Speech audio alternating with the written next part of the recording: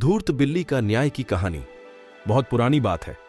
एक जंगल में एक बहुत बड़े पेड़ के तने में एक खोल था। उस खोल में कपिंजल नाम का एक तीतर रहा करता था। हर रोज वह खाना ढूंढने खेतों में जाया करता था और शाम तक लौट आता था। एक दिन खाना ढूंढते ढूंढते कपिंजल अपने दोस्तों के साथ दूर किसी खेत में निकल गया और शाम को नहीं लौटा। जब कई दिनों तक तीतर वापस नहीं आया तो उसके खोल को एक खरगोश ने अपना घर बना लिया और वहीं रहने लगा। लगभग 2 से 3 हफ्तों बाद तीतर वापस आया। खा खाकर वह बहुत मोटा हो गया था और लंबे सफर के कारण बहुत थक भी गया था।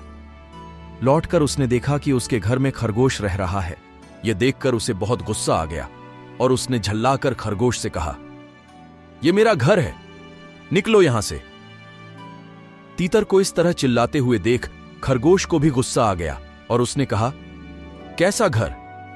कौन सा घर?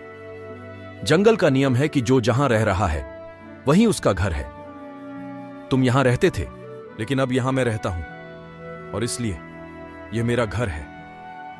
इस तरह दोनों के बीच बहस शुरू हो गई।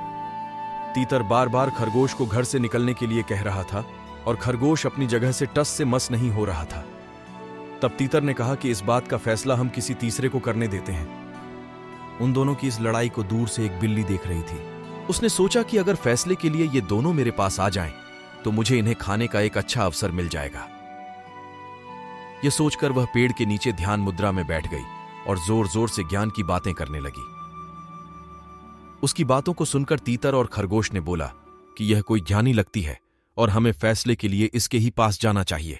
उन दोनों ने दूर से बिल्ली से कहा, "बिल्ली मौसी, तुम समझदार लगती हो, हमारी मदद करो और जो भी दोषी होगा उसे तुम खा लेना।" उनकी बात सुनकर बिल्ली ने कहा, "अब मैंने हिंसा का रास्ता छोड़ दिया है, लेकिन मैं तुम्हारी मदद जरूर करूंगी। समस्या यह है कि मैं अब बूढ़ी हो गई हूं और इतने दूर से मुझे कुछ सुनाई नहीं दे रहा है। क्या तुम दोनों मेरे पास आ सकते हो?" उन दोनों ने बिल्ली की बात पर भरोसा कर लिया और उसके पास चले गए। जैसे ही वो उसके पास गए, बिल्ली ने तुरंत पंजा मारा और एक ही झपट्टे में दोनों को मार डाला। कहानी से सीख। इस कहानी से हमें यह सीख मिलती है कि हमें झगड़ा नहीं करना चाहिए और अगर झगड़ा हो भी जाए तो किसी तीसरे को बीच में आने नहीं देना चाहिए।